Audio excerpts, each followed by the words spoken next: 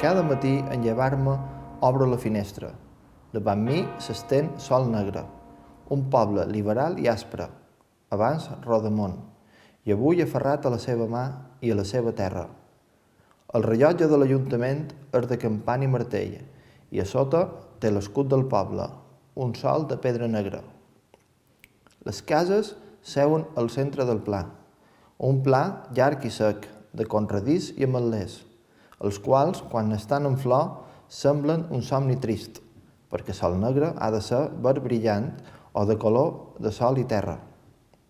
Les faves del pla són grosses i cuitores, com quasi tot el llegum solnegrenc.